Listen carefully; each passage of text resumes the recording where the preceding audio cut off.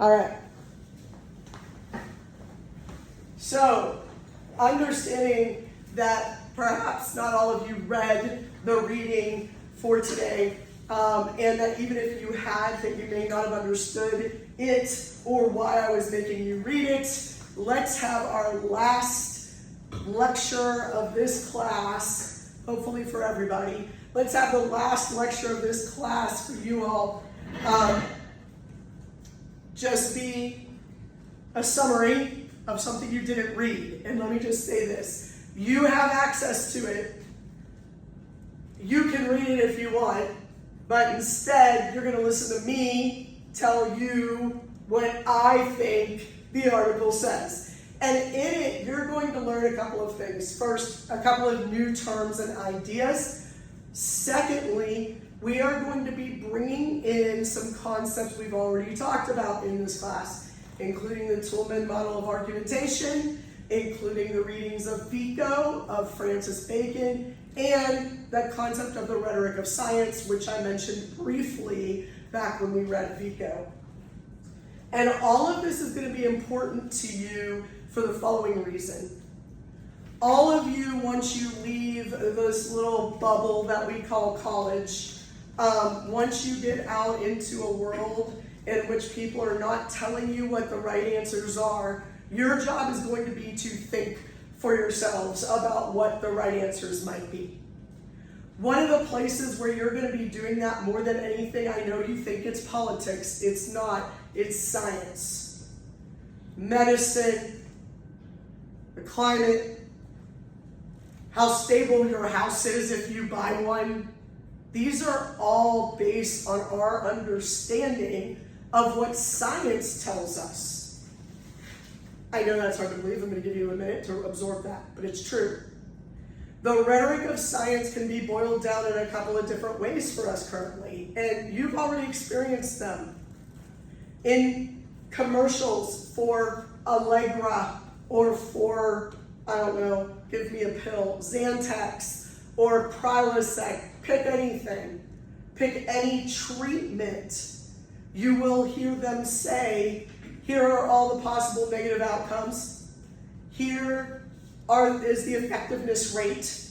1 out of 5 dentists recommend that you don't whiten your teeth. Whatever. You hear all these numbers thrown at you. Did you do that research? No. Did the person reading that information to you do that research? No. Did the doctor prescribing you the drug do the research? No. They are reading other people's reports on the actual research. By the time we get scientific information, which is necessary for our everyday lives, it has been interpreted and reinterpreted. It has been extrapolated and found to be applicable in most cases. Now, you might think to yourself, you study politics. What could you possibly know about this? Here's what I can tell you. In politics, we're doing the same exact thing, guessing what people think. That's hard. Harder than it is to run some tests to find out whether or not a medication is effective or not. That's real, hard, material science where you can taste, see, smell, feel, hear results. In other words, when I talk about the rhetoric of science, I'm talking about interpreting and persuading you about what we have found empirically. So, remove yourself from the idea that there's 15,000 truths, there's at least 5 in this room. Screw that. Let's accept for one moment the premise that finding out things vis-a-vis the scientific method, bless you, or through our 5 senses, is the truth. Let's just presume that for the moment. Now, when we look at that, when we look at science, and how it gets presented to us, there are multiple things going on. One of those things is perhaps the science was paid for by a drug company who wants to sell a drug. So your science needs to show that the drug is good. All right?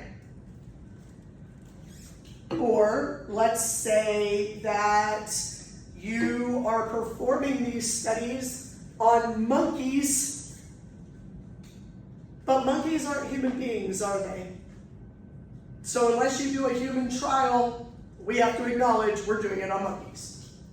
Or the thing we use the most frequently, mice. Okay? The first time I started taking one of the drugs that I was taking, my doctor said you have to have Benadryl with this shot into your system whenever you take it. And I said, okay, you want to tell me why? And he goes, because you do have a little bit of mouse DNA in you, and that might mess with your system. Oh, but a shot of Benadryl is going to cure that? Well, yeah, because your body acts as if it's allergic to the mice DNA, but we need the mice DNA to make the drug. It was a very confusing time for me, okay? Now, I did not go into genetics. I did not go into DNA and RNA medical research. I just took the drugs, right? After about 2.5 years, I had such an allergic reaction to the drug that I could no longer take it. Okay, I didn't die. I almost died, but I didn't die, and I'm still alive because of that mouse. Those mice that died for me. Thank you very much, mice. In other words, there's a lot going on around the messaging when we talk about science. I'm sure that's a shocker to all of you, because the one thing that you know is that all communication occurs as a process inside of what is known as the rhetorical situation. The rhetorical situation comes from a guy named Bitzer. I believe the article was 1973. The rhetorical situation is not just what they tell you in 115, like, oh, it's when you speak and what the room is like that you're giving, or what time of day it is, or who you're talking to. All those things are included. But something else is included in a rhetorical situation. And that is your reason for sharing the information in the first place. What is the reason you're communicating? So in a lot of ways, it's sort of Burkean. We're looking at motivation. What spurred this to take on? What is the reasoning behind you speaking? For some, it's I'm trying to sell you a product. For some, it's I'm trying to advance our knowledge of science. For some, it's to persuade us to pay some attention to climate change. For some, it might just be that you like to spout off stuff that makes you sound smart until you realize either, yeah, you do know what you're talking about, or no, you don't. Sometimes you're required to speak. College classrooms, anybody? But there's always a reason for you to speak. And that's where this Greek word that comes from Aristotle, believe it or not, kairos, comes in. The Greek word kairos has many, many definitions. For us, there's only one that's important. So let's talk about some of them though. Kairos can actually mean weather.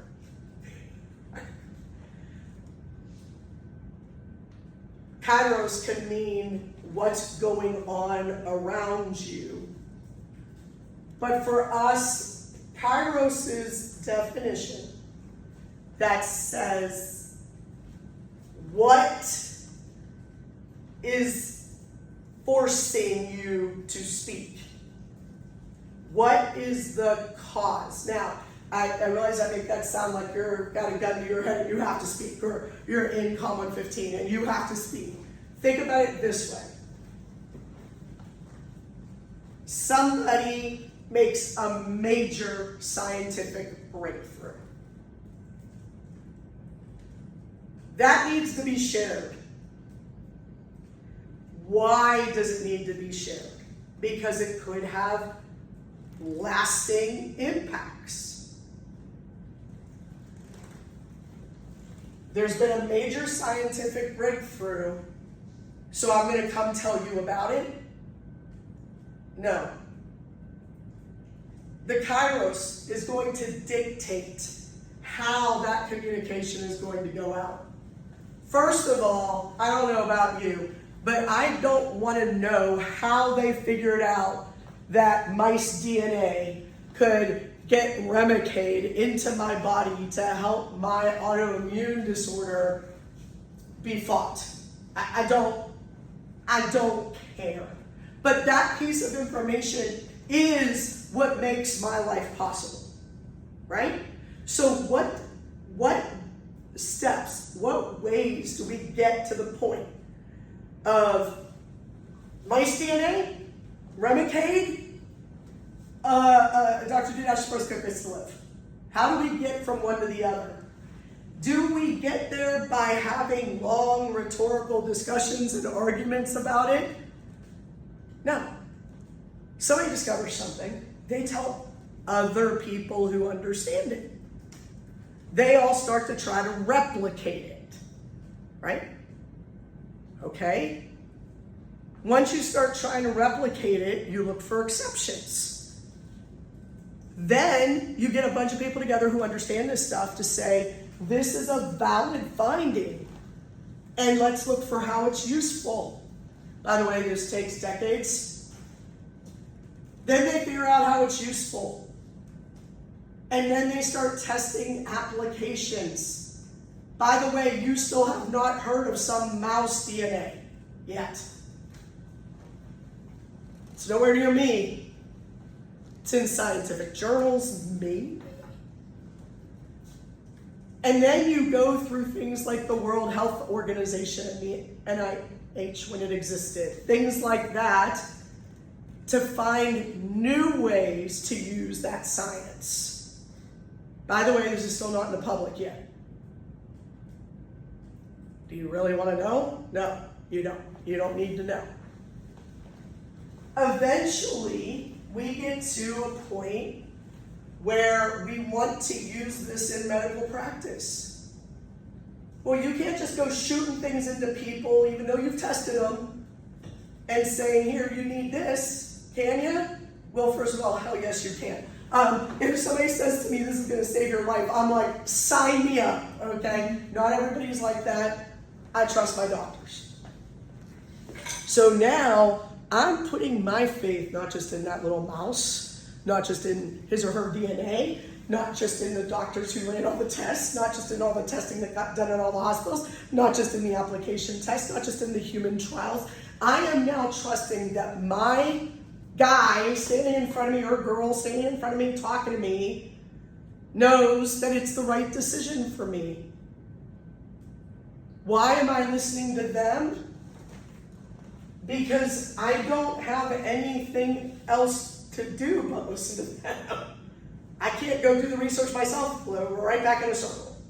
So, these doctors that get to the patient, by the time the information gets to a patient, or to, God forbid, a television ad, which I have seen Remicade advertised for, things like colitis and what's that one in the inflammatory bowel disease? I forget what the other one is. Anyway, none of them say for sarcoidosis. Do you want to take a guess why? Michael, do you want to take a guess, or do you just want to know why? Yeah, you want to know why. The reason why sarcoidosis isn't on that list is because nobody has sarcoidosis. Okay, I know people who have it because I have it. You probably never heard the word before I walked in this room. Why would you? But, oh my God, people who suffer from colitis, you know those people. Oh, what's the other one I can't think of? It's a bowel problem too. IBS? Huh? IBS? IBS, and then there's another one. It's like super dangerous. It starts with a C too. Celiac. Huh? Celiac? No, but that's a good guess. Crohn's? Crohn's, thank you. Oh my God. Look at us. Look at us. We're all medical doctors in here. We know all the diseases. Crohn's disease. Lots of people with Crohn's disease. When you hear that somebody has cancer, what's the first treatment you think of? Chemo. That's the word, chemo. Does anybody know what chemo means? No, not many people do. We know that normally it's an IV and it makes you lose your hair and throw up, right? Okay, I've been on chemotherapy for 9 years in pill form with a drug called methotrexate. So the first time they told me I needed chemo, I about fell over until I was educated enough to understand. The kairos of me needing to know wasn't there. Why would I ask that question? Kairos forces the question to be asked. Now, the chemotherapy drug that I'm on, methotrexate, has anybody ever heard of it? Really? Okay. Because it's used for like psoriatic arthritis, lupus, Crohn's, and any autoimmune disease. This chemotherapy drug, which literally means a drug that is not made from biological elements. It's chemical only. That's what chemotherapy means. Chemical therapy. Did you know that?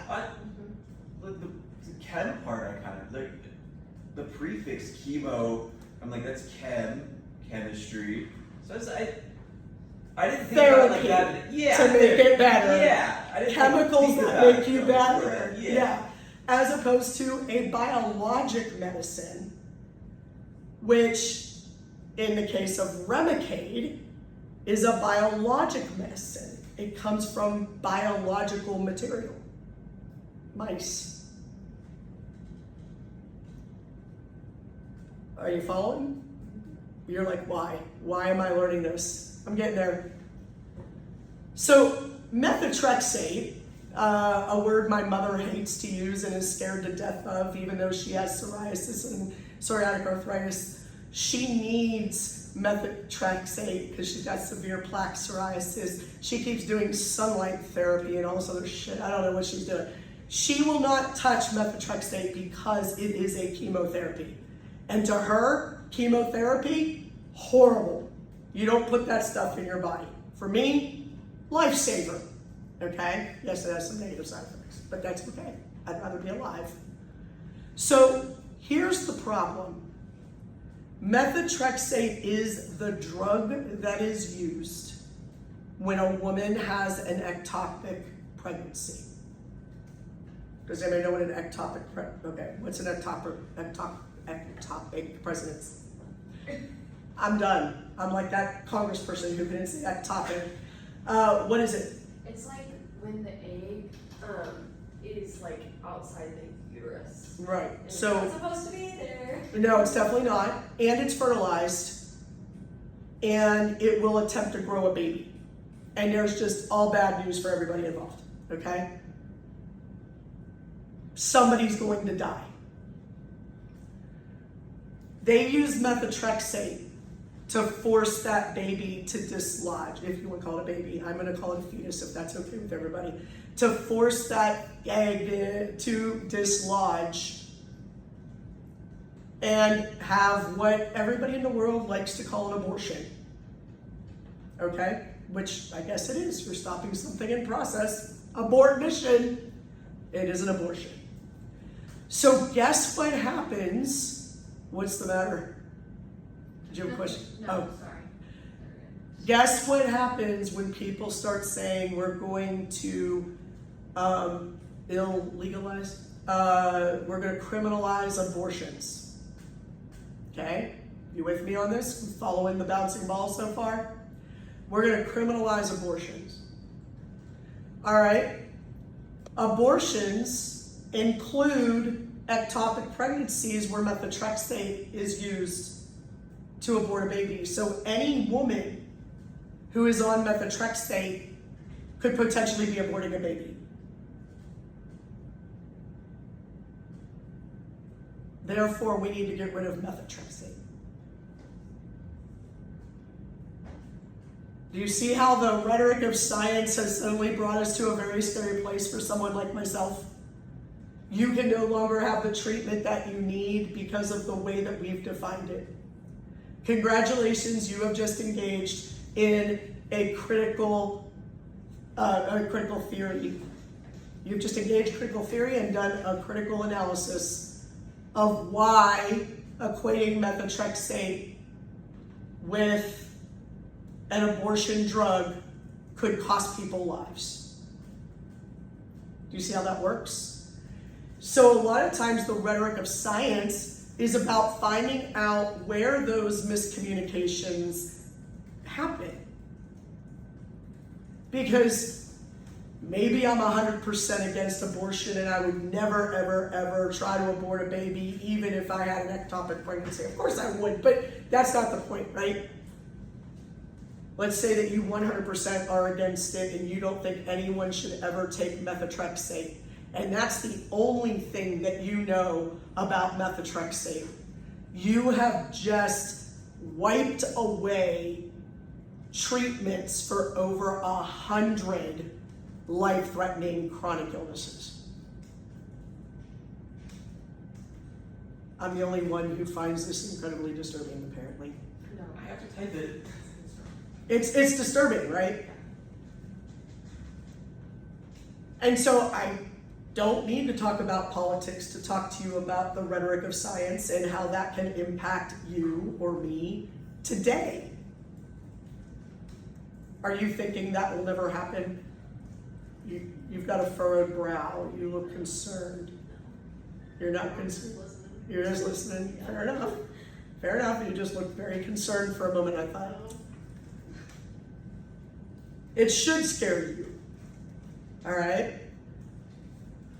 So I wanted to walk you through this to show you the link between kairos, which is an Aristotelian idea of the motivation for speaking, how that fits into the rhetorical situation that is not just where you're speaking, how you're speaking, and who your audience is, but a hell of a lot more. And what that means for an argument and where that argument goes. If my motivation was to do nothing more than to guarantee that there is never a time when a woman is allowed to terminate a pregnancy after conception. Well, first of all, that's hilarious because that happens all the time. But if I wanted to make it impossible, absolutely impossible, one of the first things I would do is get rid of methotrexate. So if my kairos is to convince people not to have abortions, I can logically leap right to getting rid of methotrexate and killing hundreds of other people. Thousands. Easily. So that one piece of lack of understanding how science works is not about knowing how the science works. It's about understanding the rhetoric that surrounds how that science works. Are you okay, Michael? Mm-hmm. Do you need to catch up? Oh. Do you have any questions so far? Anybody? Okay. What does this do to argument as we know it from the Toulmin model? Well, we know that the Toulmin model has 6 parts. We know that the Toulmin model, generally, you might get 3 of those parts. But most of the time what you get are enthymemes, pieces of the Tolman model. Usually a claim. If you're really, really, really, really lucky, someone might provide a piece of evidence. So let me show you how that would work. Ectopic pregnancies happen more frequently than we'd like to admit. It's horrifying and sad. In order to save the woman, we give them methotrexate, thereby aborting the baby's development process and saving the life of the mother. That means we have to perform an abortion. Abortions are bad, right? Everybody agrees abortions are bad. So let's get rid of methotrexate. Now, I can see you all thinking to yourself, no one would ever make that argument. It's been made. So now, obviously, one of the reasons I know that is because not that I had an ectopic pregnancy, I had a friend who did, but because I'm on methotrexate. Any risk to methotrexate is a risk to my life. So yeah, I pay attention to that shit. Nobody else does. Instead, we listen to the argument, I agree, abortions are bad, therefore let's get rid of this abortion drug. It got labeled an abortion drug. By the way, if you get pregnant, a normal pregnancy, and you take methotrexate, it doesn't abort a baby. There is a very specific amount you have to take in order for that to happen. And if it's not an ectopic pregnancy, it won't get to the uterus. So it's not an abortion drug, but they play it that way. Now, I'm trying to think of something that might be a little bit closer to your hearts, because I can see I'm losing you. Actually, I have no idea if I'm losing you or not. I just thought I'd say that.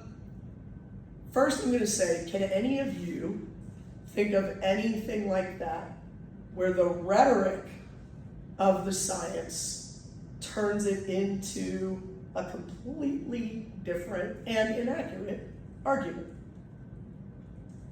I know I'm asking you to do something off the cuff, so. So like something scientific that results in something else completely unrelated. Yeah. Wait, what are you saying again? You know what? I'm just gonna do it. Oh, Michael, did you have one? I was like, Astronauts? I'm Space? listening. I'm listening. I was kind of thinking the same thing, like go to space, figure things out, but it causes a lot of other consequences and like issues. Space travel. Yes. I misunderstood the question. Yes, she is right. Okay. Yes. So like you Let's go to space because you're walk wanting me to, through it. You go to Okay. space because you're wanting to learn about whatever, the moon, the stars, different planet, collect samples, whatever. But there's all kinds of different other like kind of trickle down repercussions or things that are happening, Such like as? economic or like environmental effects like that can come from going to space, or even just like Katy Perry just went to space and everything. And it's like, yeah, and like Hey, the money that went to she that. felt all the love. Sorry. She felt powerful as a woman. But like even just like the money, like that could go even into all the way to like just activism in the political side of like we just watched a celebrity spend an amount of money to go into space for like 9 minutes that 5 generations of my family wouldn't even see. So even could go into that, and could go all the way into, or is there something we should do to regulate that, or like should we just? It I can go see. so many different places. You guys are on the environment. exact right track. Right. That's a great example, better than the one I was going to go with. Did Katy Perry really said she felt powerful as a woman? It was like a whole women's group. Wait a minute. Yeah. Let me get this straight. Katy Perry pays $1 bazillion to get into a giant penis made of metal, Yeah. burn fuel that could, potentially save the planet for the next 30 years. Yeah. Go not into outer space, just into space, like a little bit higher than an airplane. Yep. Come back down And somehow that made her feel powerful as a woman. It was like a whole woman crew. You're in a giant penis. She overshadowed the two actual like astronauts that are training to go into Like space. actually, yeah, Like, like ran the flight. Astronaut, yeah. She just looked at a daisy the entire time. Like, I really helped women, and it's like She looked at a daisy. down. What? There's like a picture she has like where she's holding like a daisy and like she's looking at it. I don't know. Is she on drugs? Probably. So, interesting point while you guys talk about that, because I think this is really cool that you thought of this. Consider this. For a majority of my life, people were talking about how we didn't actually land on the moon. Okay? It was all faked. People have conspiracy theory after conspiracy theory. My father watched it. He was like, it was a thing. I agree. It probably was. He was in his 20s, so it probably was true. But more important, I wasn't there, obviously, but I wasn't too far along. I was born within the same, let's see, when did we go to space? 63? No, 68. 68? No? When was it? I just like the pictures. I don't know. Hey, I can't talk to Siri. She's recording. Can somebody Google when we went to space? When was Apollo 13 or whatever? The most recent time we went to space. No, I don't. October 4th, 1957. Or wait, no, that was the Soviet Union. I was going to say, it wasn't 57, because John Kennedy was still promising it in 1960. We first was 1961, May 5th, 1961. We were in space. Yes. When did we Jefferson land on became the first moon? American in this, I'm getting very specific now. And there's a reason for that, I promise. 69. 69. I was born within 5 years, okay? So, 1969, we go to the moon. We know we go to the moon in the rhetoric of it because we bring back something from the moon. Does anybody know what that is? Didn't they bring back like a rock or something? Or like something to prove they went? Didn't they bring back a rock?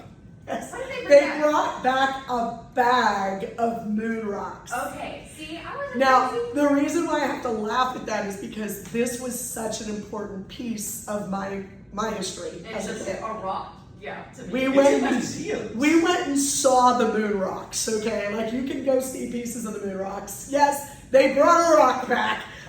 In fact, Apollo 13, one of the reasons why it had trouble getting back to Earth was because they initially were supposed to be carrying like 3 tons of rock on it, and they didn't have it because they never landed on the moon. So that changed the physics of coming back to Earth.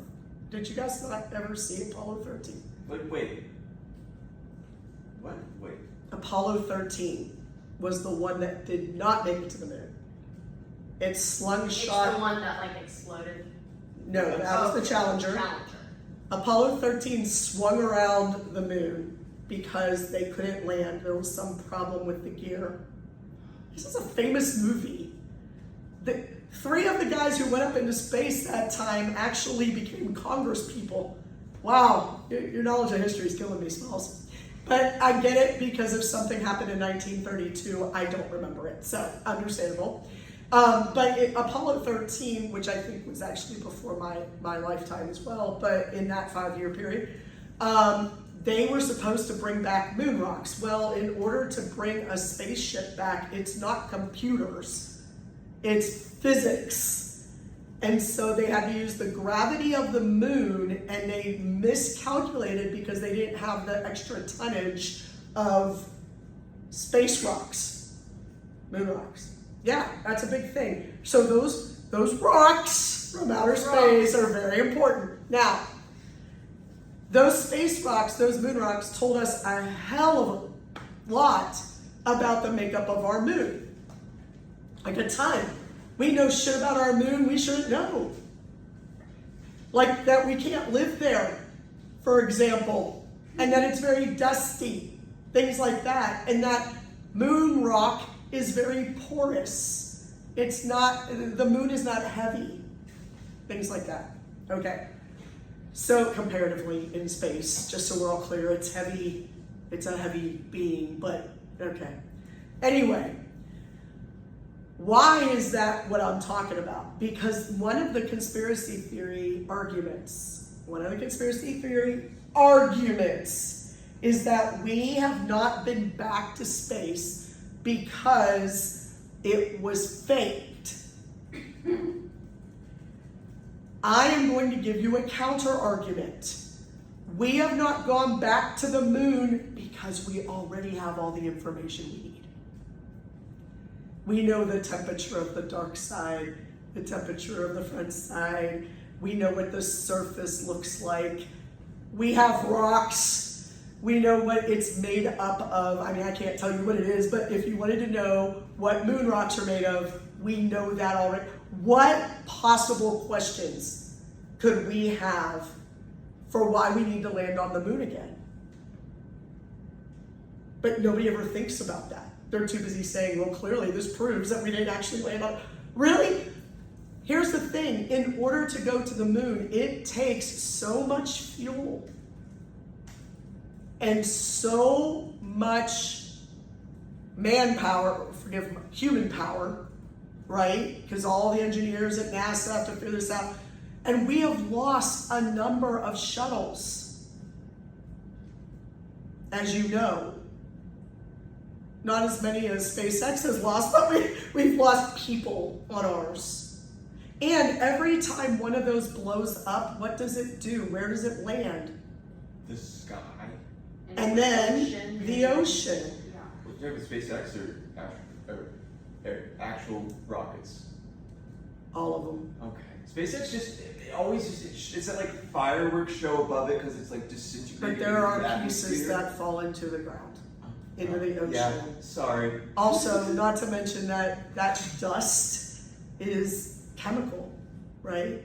So we don't know who we're killing. This is one of my favorite stories ever. There was an unsolved mystery that recently just got solved. What were they? Were they Furbies? I think they were Furbies.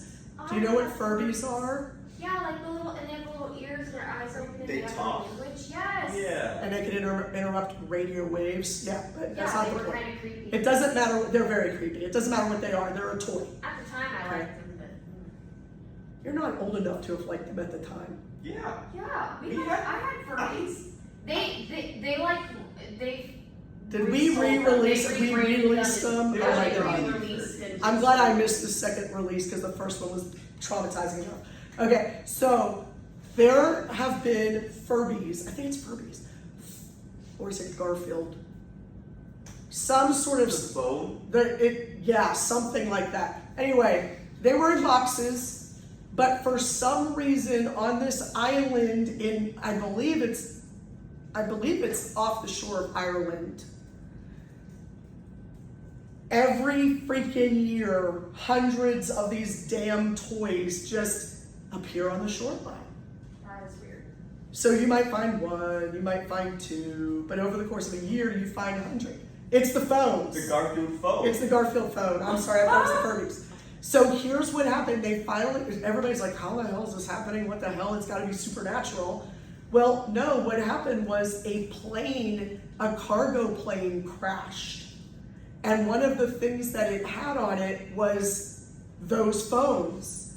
And it has taken 40 years for them to float to the surface and get to shorelines. Just the phone to get from the plane that crashed. It's not like it goes into the ocean and like SpongeBob, everything floats to the top all of a sudden and you see them bobbing up and down. This is literally decades of damage that's been done. So long ago that we forgot it happened, okay?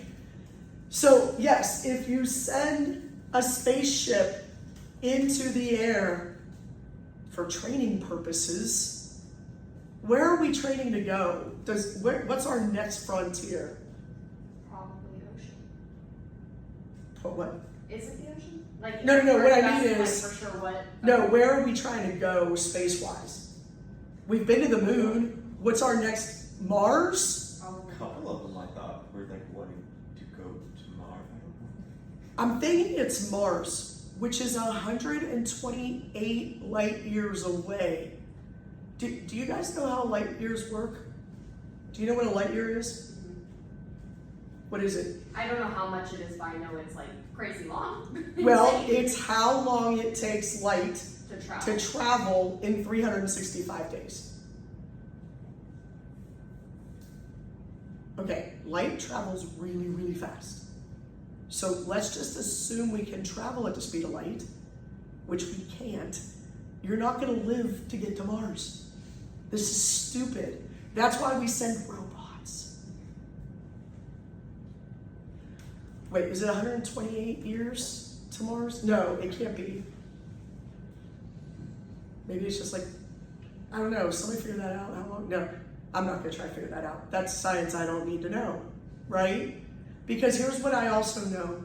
We have no idea what the hell Mars is like. They found a moon around Saturn, I think it is. No, Saturn has rings. What's it? Jupiter. Maybe it was Jupiter. That looks like, very much like Earth, that it might be habitable for human beings. I mean, because we need another planet to destroy, so why not? But we don't know for sure because nobody's been there. We haven't been able to experience it. What's the matter, Michael? I'm on NASA's website and I'm just reading about stuff, and I love Mars lunar robots specifically. They're just cool. It's just the objectives, like it has the list of like what they wanted to accomplish there, like why they did it. And it's just like, Oh, that's a good reason. No doubt. I don't think we could send a human there yet. Oh no. That's why I like the robots. Yeah, the robots are fantastic. Okay. I mean, when the Hubble telescope, do you guys know what the Hubble telescope is? No.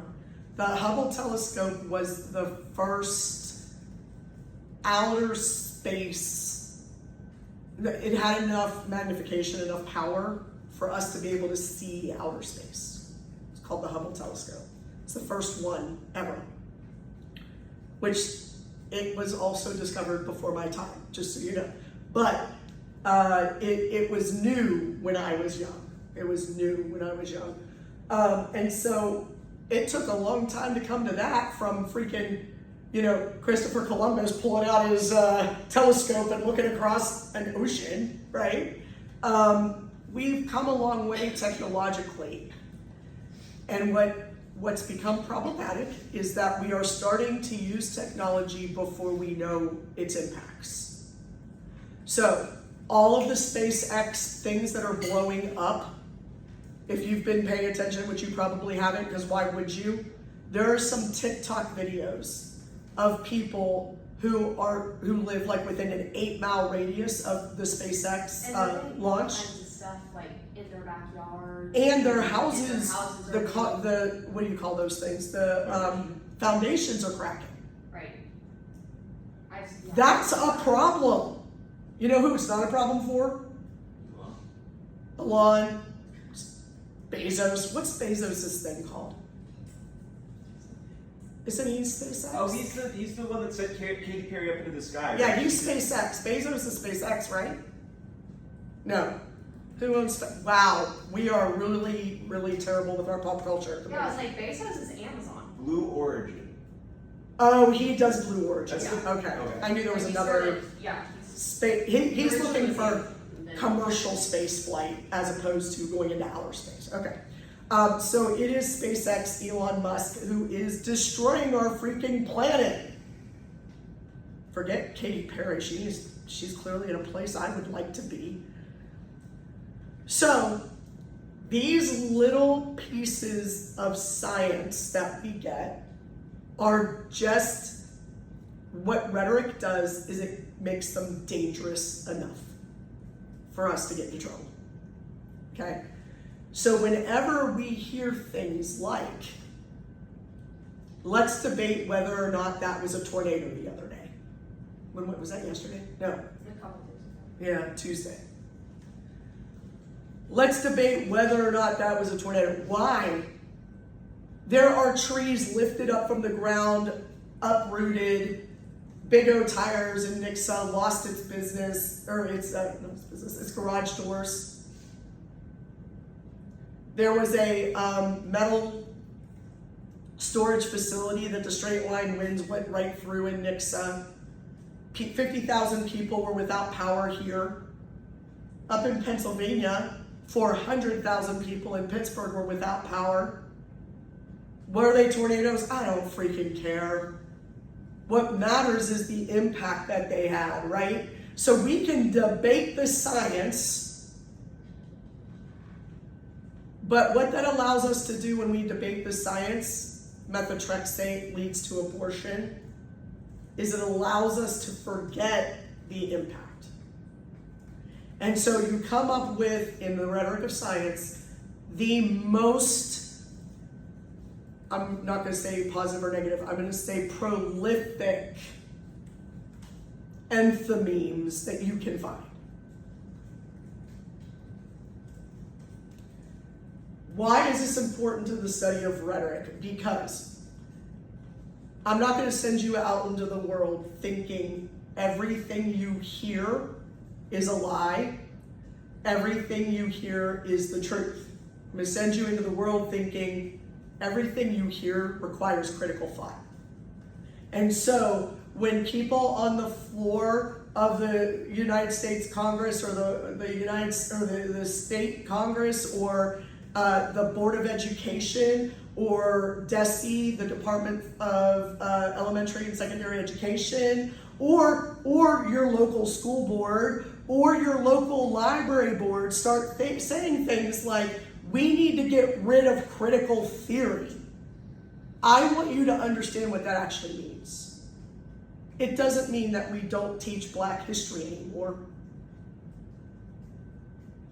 It means that we stop teaching people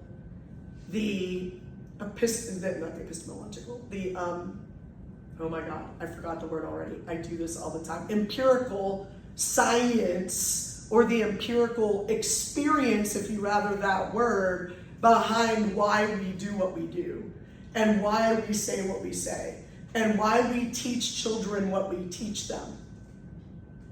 Does that make sense? And I'm sorry, but I'm about to ruin your day. You perhaps have not read the studies, but see, I had a stepdaughter during the time of SpongeBob. And her mother let her watch SpongeBob. And me and my husband banned it in our house. And I know that must make us horrible parents. Except for there are scientific studies that show that children who watch SpongeBob literally have lower IQs than students who did not. Now, I'm not saying I did that study. It's okay. I'm saying that's what the study concluded. Maybe they were paid by an anti-SpongeBob. The anti-SpongeBob. Yeah. And I've been told that, because SpongeBob's been on for a decade and a half now. It's been on since the 90s. It's been on for 30 Yeah. years. Seriously? I'll just explain so much about you guys when you come into my classroom. Okay, I'm just kidding. But I have heard that over the years, SpongeBob has been teaching things like, oh my God, I hope you're sitting down, empathy and acceptance and understanding differences, okay? And if that's all that SpongeBob ever teaches, that's valuable. I don't know what else SpongeBob teaches. I don't think he's teaching music like... He's teaching marine biology. Sorry. The creator of SpongeBob, before he made SpongeBob... I understand the words are about to come out of your mouth. He took all of the information he learned from that degree and put it into SpongeBob, so it's... You do realize that SpongeBob is wearing pants. And he lives in a pineapple. It's a square sponge. Did you know about a sea sponge before that, though? Yes. Not a lot of kids did. Some of us took biology in high school. I was 4. I didn't take biology. Okay, you would have taken biology and learned about sponges in the ocean eventually without thinking that they were A, square and looked like a kitchen sponge, B, were yellow, C, wore pants and sang and danced and wore glasses and lived in a pineapple. The pineapple would have disintegrated by now.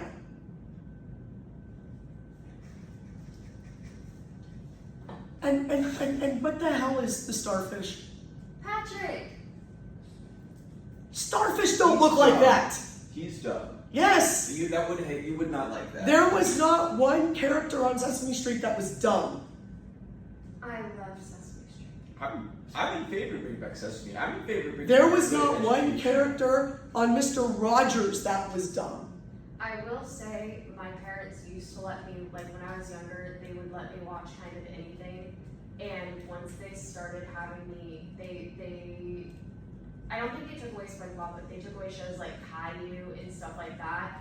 They started having me like stop watching that, and then they started having me watch Sesame Street and like the Muppets and You stuff like learned that. so much more. They noticed, like not even just learning, but they noticed like behavior-wise. I Yes. was like having tantrums. Like I was kind of like instead of getting frustrated when something wasn't working, I would kind of think about it for a second. You wouldn't interrupt as much. That's something they found with Sesame Street particularly, and Mr. Rogers teaches you. Mr. Rogers' mailman was named Mr. McFeely. No judgment. No judgment. There was a Mrs. McFeely, and this guy did not look like a child predator. But his name was Mr. McFeely. Yeah. You wouldn't have that today. You know why? Because too many people would be going, oh my God, his name is Mr. McFeely.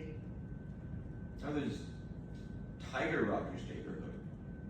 They made Mr. Rogers' neighborhood there, like he's a tiger. Yes, his name. Did you call him Tiger Rogers? It came out when I was like. His name is Daniel. Daniel Tiger? And let me tell you Yeah, it's something. Daniel Tiger's neighborhood. Daniel Tiger was in the original Mr. Rogers. He was a little finger puppet. And Mrs. The lady that gave me traumatic nightmares my whole entire life, Lady Fairlane. Lady McFairlane? The was an actual, what do you call this thing? Marionette. Ooh, don't like that. It creeped me out. And there was another cat. Daniel Tiger, there was another cat, little Miss Kitty, who lived there. And Lady McLean was a woman who lived in King Friday's castle. There was no queen. There was Prince Tuesday, who you guys probably know from Daniel Tiger, right? No? Prince Tuesday? Daniel Tiger, I think, was a little, like, we weren't kids. That came out when I was like 10. Really? Oh, then maybe I just didn't watch it. I thought it was. Yeah, it's possible you didn't. I Because thought here's it the was deal. A lot of people I find in the Midwest didn't watch Mr. Rogers' Neighborhood. And I thought that's the craziest thing I've ever freaking heard, because it went Sesame Street, Mr. Rogers' Neighborhood. Mhm. But here's the thing, and this is what shows you how your world grows with you, right? Does anybody know where Mr. Rogers lived? Does anybody know where his neighborhood is? It was just a neighborhood. No. For me, it was. I know, for you it was, but for me, he lived in Pittsburgh.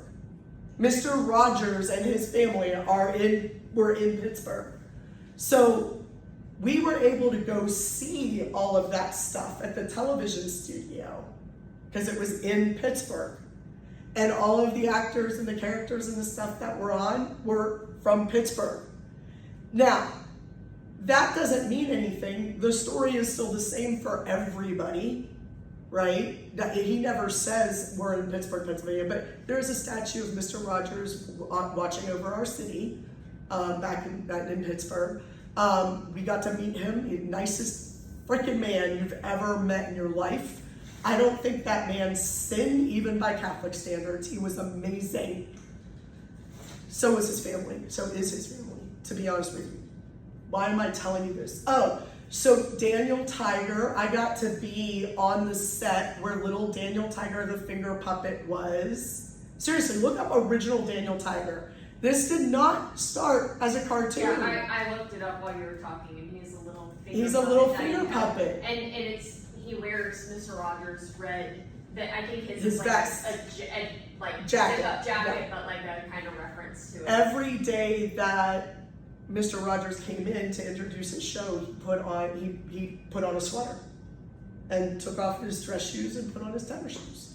And this was part of the whole deal, right? And he would sing to us. Mr. Rogers had one of those voices that like makes me feel all warm and gooey inside, like I could fall, do you know what I mean? Like it's comforting. But my daughter, my stepdaughter, she was raised with Daniel Tiger, the cartoon.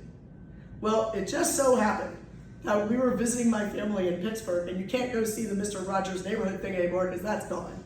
But they have Daniel Tiger's village. Oh, that's cute. Life-sized.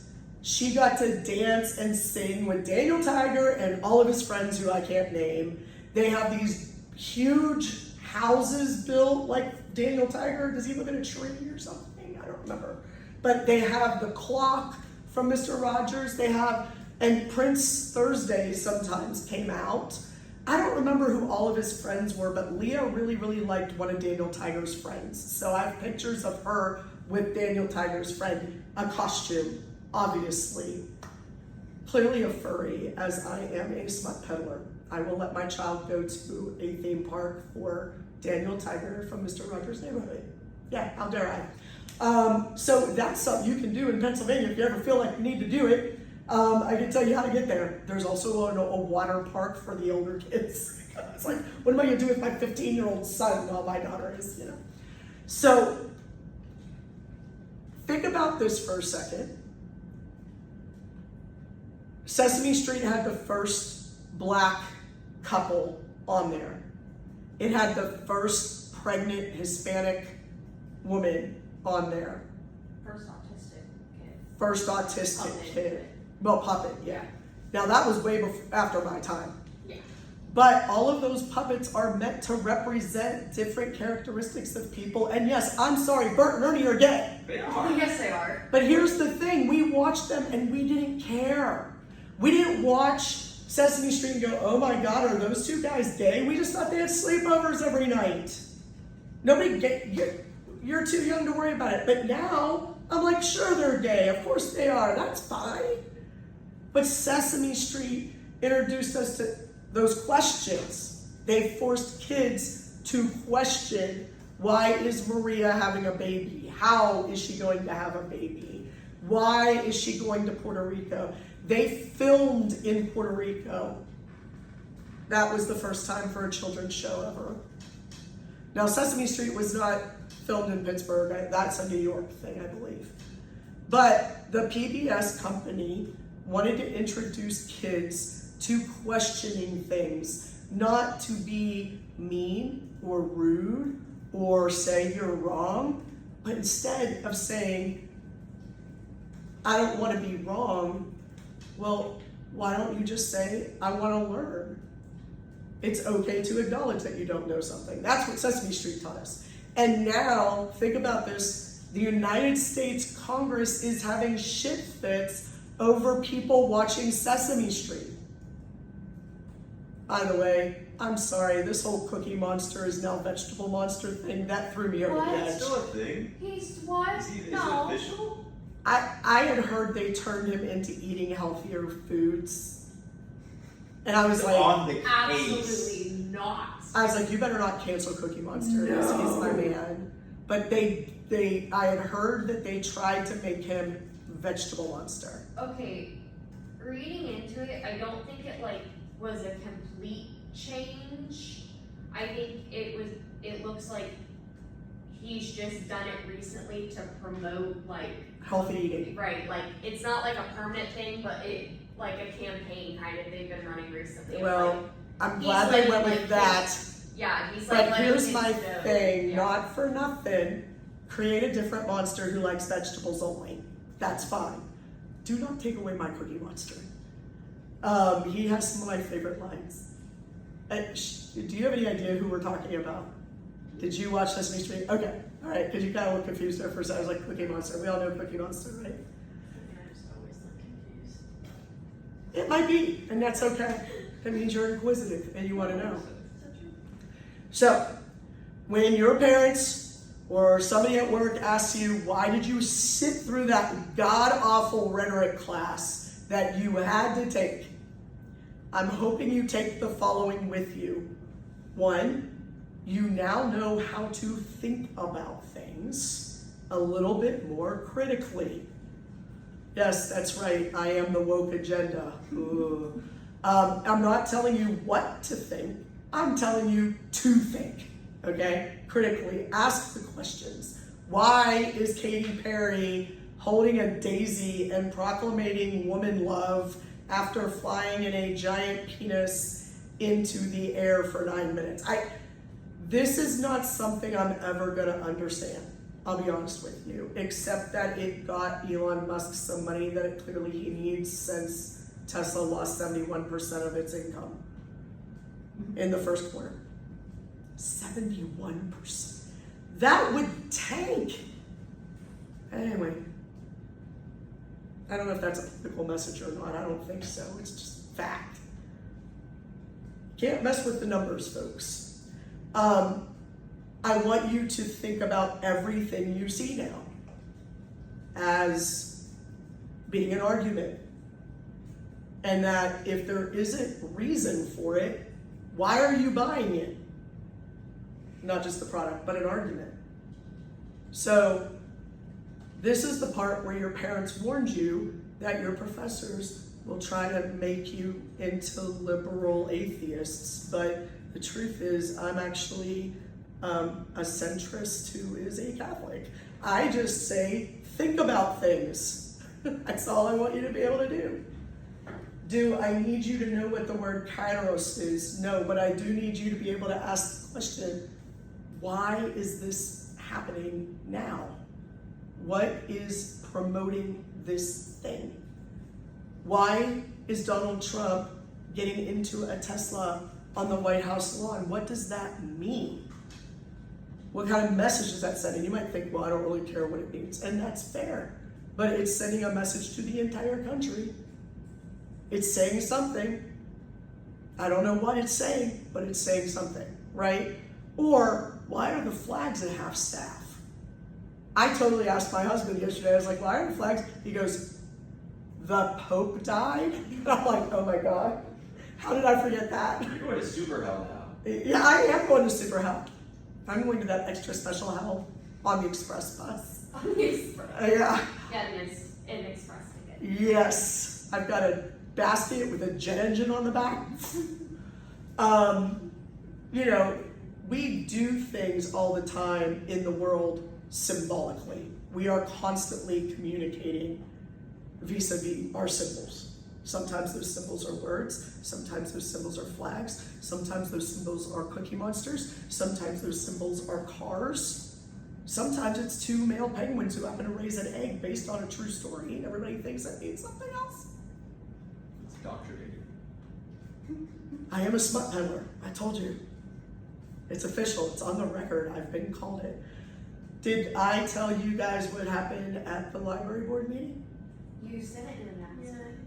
Oh, I did? Yeah, you put it I in was an so excited. I was so excited that one little win, that they are not going to label books, is huge. Because what it won't do is be a threat to someone who wants to go in and take out the Holy Bible, although that kind of announces itself, or wants to take out a book on atheism, or wants to take out a book on an LGBTQIA issue. It's not going to make them walk around like an announcement of, look what I'm reading. By the way, I totally believe that there will be some nebby noses who go around looking at what everybody's taking out of the library. That's probably happening now though, but the last thing we need to do is put a bright red flag on it that says LGBTQIA friendly, you know what I mean? Or this is about autism. Are you kidding me? I mean, the stuff they wanted to label drove me nuts, but we won.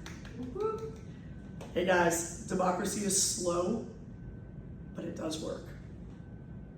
It's slow, it's small, it's depressing, but it works. Why does it work? Because sometimes there is that moment where you are called to take action or say something. that allows you to make the argument that's needed for change. I'm trying to be profound. Ta-da! Questions, comments, concerns, complaints, or threats at this time? Your final exam will be put up tonight. Wait, is it Thursday? Yeah, it'll be put up tonight. You'll probably get it tomorrow based on how things go with Brightspace. So if you don't see it tomorrow, please let me know. Something's wrong, okay? It will be the same as your previous 2 exams worth 100 points. Open book, open note, open lecture, open everything. And you will have 1 week to take the exam, okay? Perfect. Sound good? Yes. All right, everybody, I will not see you next week. Who's graduating, anybody? No. All right, well, I'll see you next semester then. All right. Thank you. You bet. Oh, if you could fill